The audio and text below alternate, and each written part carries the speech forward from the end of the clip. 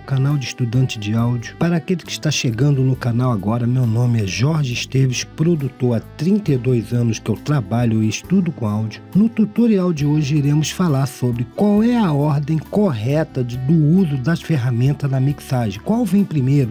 Por exemplo, é o EQ ou é o compressor?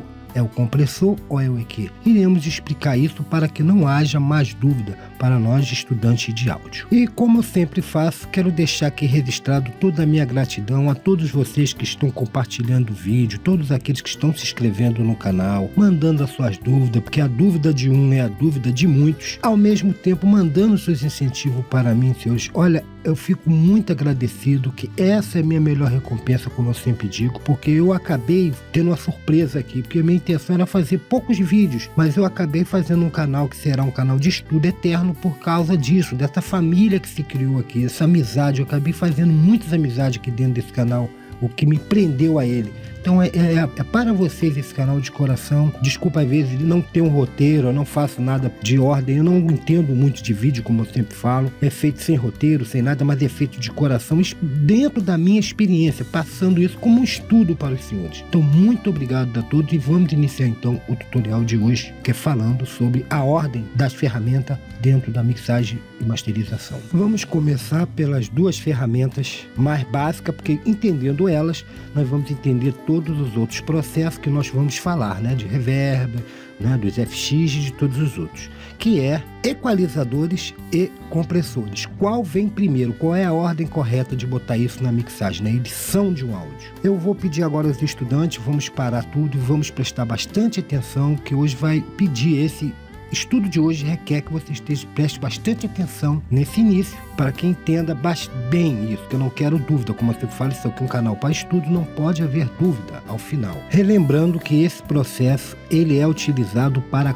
qualquer estação de trabalho, seja ele Pro Tools, Sonar, Cubase, qualquer um, é o mesmo processo. Então eu vou usar aqui no Sonar, mas esse processo é utilizado em qualquer outra DAW. Vamos começar então falando do equalizador e do compressor. Eu já abri aqui o Sonar e vamos então vamos ouvir aqui que eu queira esculpir a frequência da voz desse cantor. Nós vamos fazer a edição dela. Eu não vou falar sobre isso, que já tem um tutorial falando sobre edição de voz. Vou aqui fazer o básico, já fiz até aqui ó, um básico, né, uma equalização básica, e vamos ouvir.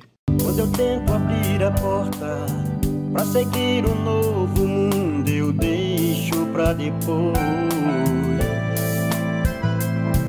Muito bem, senhores. Vamos supor que eu gostaria que a voz desse cantor, né, tivesse dentro do seu timbre. Não vamos falar de timbre de tonalidade, mas eu gostaria que fosse um pouco mais grave, que eu achei que ficou um pouco aguda demais. Então eu, logicamente, queria chegar aqui, olhar pelo gráfico, vamos ver.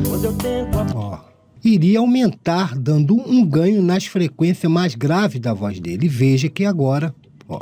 Quando eu tento abrir a porta para seguir um novo mundo, eu deixo para depois.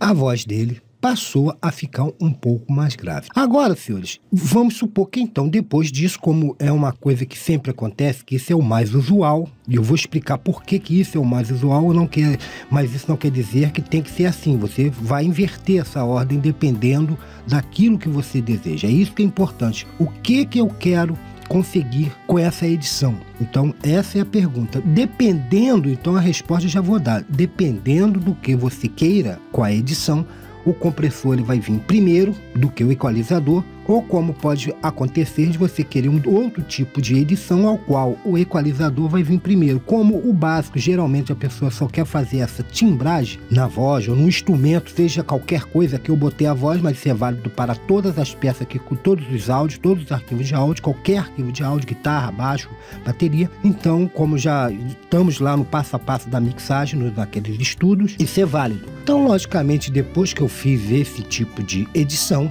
eu usaria um compressor óptico. Já foi explicado isso lá naquele estudo desse canal. Quem não viu, veja, que é de muita importância para o estudante de áudio, para quem quer trabalhar com áudio, entender isso, né, sobre compressão. Falei da parte teórica e da parte prática. Eu vou passar agora para, assim, vou botar aqui o desenho, porque uma imagem vale por 1000 palavras. Então eu ali, o que eu fiz? Eu peguei, né, esculpi, vamos supor, aumentei essa área deixando aqui um pouco da parte clara e fiz isso, né? Dei aquele corte aqui nas frequências não desejadas da voz e fiz esse aumento. Vamos dizer que estava aqui embaixo, né? Vamos supor aqui que estava aqui embaixo antes a voz do cantor e eu fiz esse aumento. Eu dei um aumento aqui, então vou apagar aqui e já fiz o aumento. Então, o que eu faria a seguir? Usaria o compressor. Por que eu usaria o compressor? Para que a voz do cantor, no caso, ou de qualquer instrumento, como eu já disse, isso vale para qualquer instrumento, não perdesse a sua origem, não perdesse a sua essência. Porque o compressor, ele iria fazer o quê? Ele iria abaixar essa parte,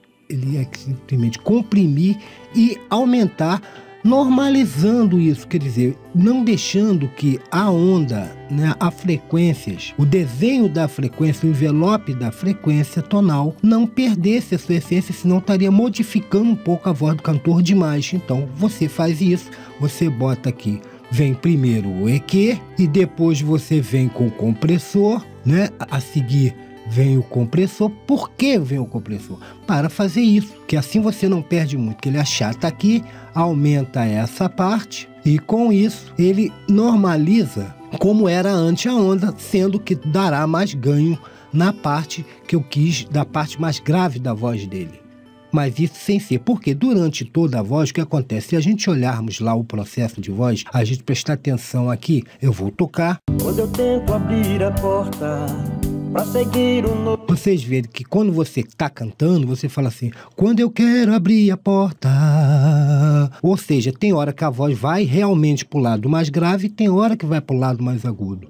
E o que vai acontecer aqui? Quando a voz ir para o lado mais grave, como eu acrescentei mais grave a voz, vai aumentar o pico demais e o compressor, nesse caso, vai atenuar, vai estar sempre comprimindo, baixando, deixando a voz praticamente dentro do mesmo timbre, mas sendo que um pouco mais grave. Essa é a diferença. Então, nesse caso, você vai usar o EQ, e depois vai usar o compressor. Aí a pergunta, e agora? Então, resumindo, o uso do compressor depois do EQ é para que eu possa ter um controle dessa dinâmica dos excessos, né, de níveis do sinal quando chegar na parte grave. Eu vou aumentar a parte grave, mas o compressor, na verdade, desfez um pouco disso. Ele mantém a voz do cantor ou do instrumento que seja na sua timbragem original. Eu mudei um pouco, lógico que vai mudar, mas eu consigo ter esse controle. Vai ficar grave a voz dele, mas sem ser aquela coisa excessiva. Agora vamos supor o contrário, que eu quero realmente que esse cantor aqui, vamos supor, ele é muito agudo. Então o que eu faria? Eu ia chegar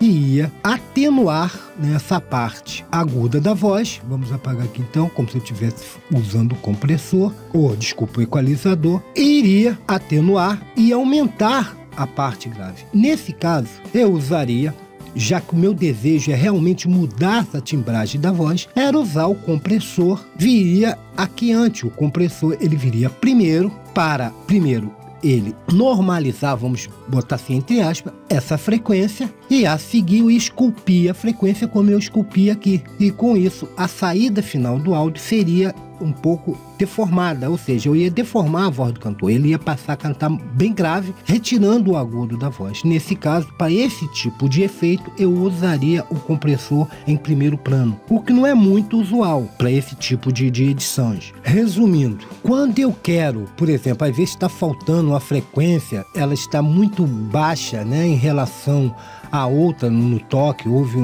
essa frequência ela está em falta, você vai fazer esse aumento usando o compressor antes, porque se você usar o compressor depois, como eu falei anteriormente, iria desfazer. Então você vê que está faltando, a frequência ela ficou muito baixa, você quer dar mais, ganha uma frequência, você não quer desfazer isso, você vai fazer esse processo. Vamos agora falar de saturação ou distorção, esses efeitos FX da dinâmica. E vamos falar da equalização. Quem vem primeiro, como é que ficaria esse papel quando se inverte? Então vamos falar do EQ, no caso da saturação, distorção, né? Efeitos como auá, choros ou qualquer outro efeito. Vamos usando o EQ primeiro. No caso do EQ, usar um EQ antes, seria mais fácil para mim moldar o que eu quero que fique, por exemplo, aqui no caso que eu botou esse tá. Vamos ouvir a guitarra aqui, sem nada, ela pura, para que nós possamos ter a ideia. Ó. Eu quero excitar essa guitarra na parte, vamos supor, mais aguda. Bem, então o que eu iria aqui? Estou chutando isso aqui, não, eu tinha que ver lá no analisador, eu não vi. Eu vou diminuir aqui um pouco aqui e vamos ouvir. Deixa eu aqui. Ligaria agora o exciter e olhe bem. E vejo se é esse o sinal. Veja que agora eu vou dar um ganho em outra frequência. A frequência que eu der maior ganho, lógico que o exciter ou qualquer efeito que esteja aqui depois iria atuar mais, né, no sinal que está de maior ganho. Então vou mexer ali.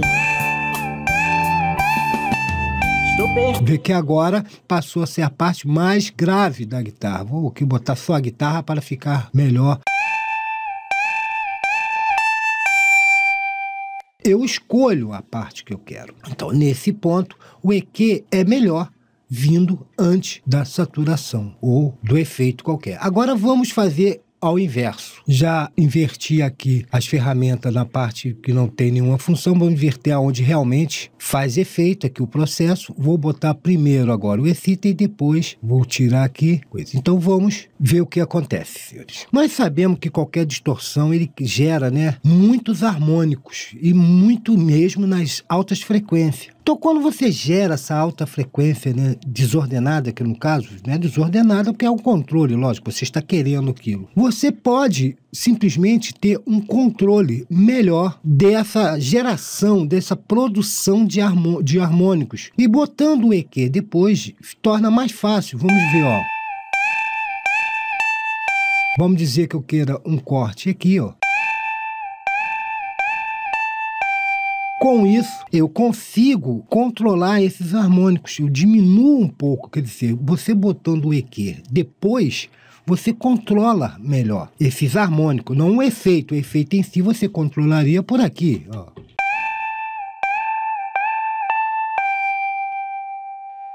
Agora veja, sem, com, eu controlo até o ponto desejado. Então é uma forma de você, quando bota o EQ depois de um efeito, você ter aquele controle no caso de distorções, de saturações, você tem esse controle melhor, né? Que às vezes você acha que está muito, que você por aqui mesmo, por exemplo, no exciter, você diminuindo ainda, quer ver? Vamos tirar aqui e vai passar o EQ e vamos, ó. Você fala, pô, ficou legal aqui, se eu baixar menos, quase não sai, quase não vai ter citação, então eu vou, tá legal, mas poderia ficar um grauzinho melhor, tá muito ainda, então eu, ó. Ó. Ou destacando uma área, ó. Destaco uma área onde eu quero os harmônicos daquela situação, daquele processo. Vamos ouvir, ó. Estou perdido.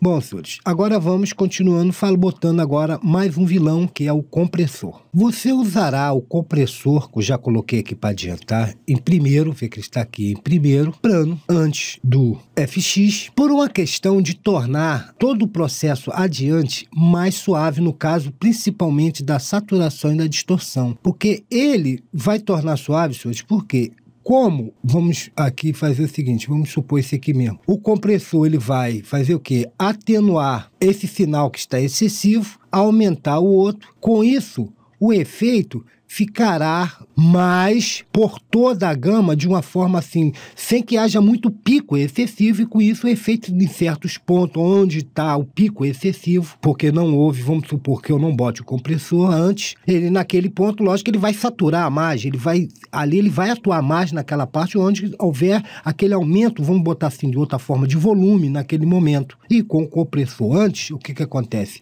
Ele como normaliza, vamos botar assim entre aspas, ele normaliza, você consegue esse efeito de ficar muito mais suave, uma saturação ou uma distorção. Vamos botar aqui, para a gente ver, ó. Eu vou tirar o compressor, ó. Vê que sem o compressor ficou aquela coisa bem mais braba, bem mais, como pode dizer, violenta. E quando eu uso o compressor, ele atenua, porque eu atenuei os sinais. Então, muito bem. Vamos agora botar o compressor da última da cadeia. Quando, senhores, vocês usam, né, o compressor como último, nesse caso, desse processo, o que vai acontecer? Você está comprimindo o sinal distorcido ou saturado, e esse sinal, logicamente, vai como se fosse assim, ele se agrega mais ao áudio, tornando 2 vezes mais evidente do que ele realmente é. Vamos ouvir aqui, sem, com. Eu vou dar o ganho, porque como houve compressão no final, houve uma perda. Vou dar o aumento para comparar e vamos agora ouvir. Veja como deu maior ganho a essa. Chega e estala, fica tec, tec, ó.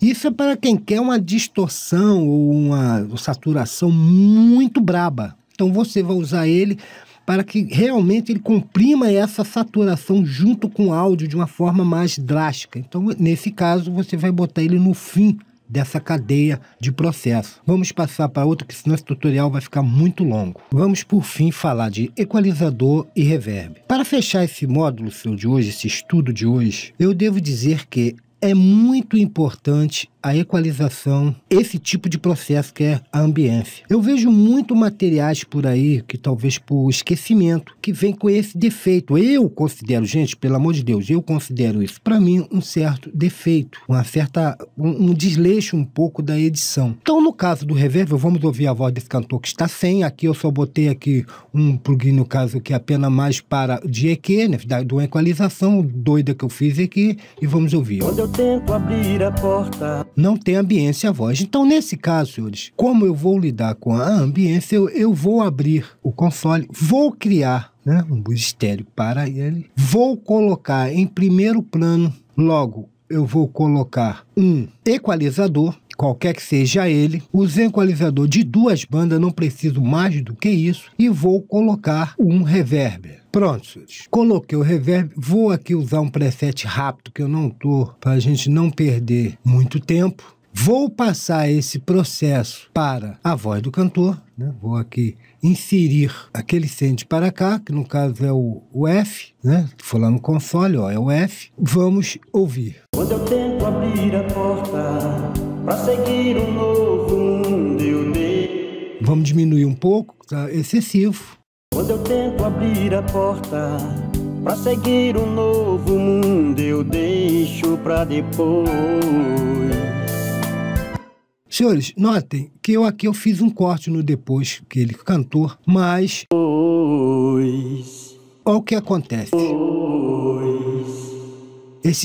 Esse acontece porque, como eu falei, a parte aguda, né, ou desculpa, as frequências altas, ela tem uma tendência a ser muito rápida, e com isso ela vai e volta, ela se multiplica dentro do ambiente, né? Então tudo que é S se multiplica. Então, para evitar isso, o que vocês vão fazer? E, do mesmo jeito, as altas frequências, as frequências baixas, como é o caso dos graves, eles têm uma tendência a embolar, como ele é lento, ele multiplica e fica aquela embolação. Então você faz um corte até mais ou menos 100, 100 e pouco. E do outro lado das frequências agudas, vem também, faz um corte para evitar esse os. Vamos ouvir agora para vocês verem como agora resolveu o problema. Ó.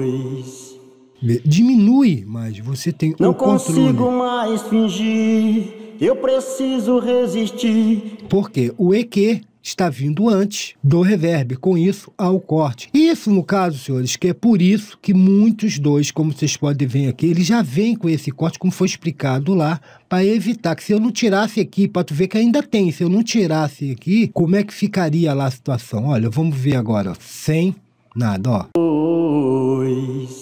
Vê como aumenta. Agora vamos diminuir, olhe bem. Diminuiu, tornando a música assim melhor. Nesse caso, o EQ não tem, é um padrão, vem sempre antes do reverb. Aconselho a sempre procurar em reverb, como é o caso desse, vamos aqui tirar os dois, como temos outros, quer ver? Procure usar sempre reverb que tenha o equalizador, porque esses tipos de reverb são melhores, são reverbs bons, porque ele faz para quê? Tá atenuando, não, esse equalizador ele tem a ver somente com o reverb, não tem a ver com a equalização, né? Se voltarmos aqui e vermos, não tem a ver com a equalização da trilha, do sinal principal, tem a ver com o sinal que está indo para o reverb. Com isso você está cortando totalmente. Vê que mesmo em todos os produtos que são de melhores qualidades, como você pode ver aqui também existe um reverb que eu tirei para demonstrar aquilo, ó. E para finalizar, eu gostaria de fazer uma pergunta de prova do estudo de hoje. Por que os multiprocessadores, como é o caso aqui do nosso espectro, você pode mudar a posição? Você pode ver que ele é totalmente customizável, como acontece com qualquer outro, ó. Você pode mudar, ó, a sequência, botar reverb na frente, espectro aqui. Por que isso? Que existe essa flexibilidade dentro desses multiprocessadores. Então pense e responda. Se não conseguir responder, é porque não entendeu o estudo de hoje. Então, todos voltem ao início do estudo e estude tudo novamente. Porque você, se estudou, você tem condição de responder por que existe, que eles não fazem algo fixo. Existe essa mobilidade entre todas as ferramentas, de jogar para cima e para baixo. Bom, senhores, dito isso, não tenho mais nada a dizer, somente a agradecer a vocês, pedir aí perdão pelas falhas. Como eu já falei, esses vídeos não tem nenhum roteiro, é um estudo. Estudem, senhores, que vale a pena, que eu sempre estou dizendo. Que Deus abençoe a todos vocês. Na próxima semana estaremos aqui com mais um tutorial a pedido, que me pediram para falar sobre como produzir, como fazer que os atalhos tornem melhor, né? Que lhe ajude na edição. Então nós vamos falar sobre atalho e edição, ou a mixagem, como tornar mais rápido isso através dos atalhos, criando seus próprios atalhos no Sonar X3. Até o próximo tutorial, que Deus abençoe a todos e até lá.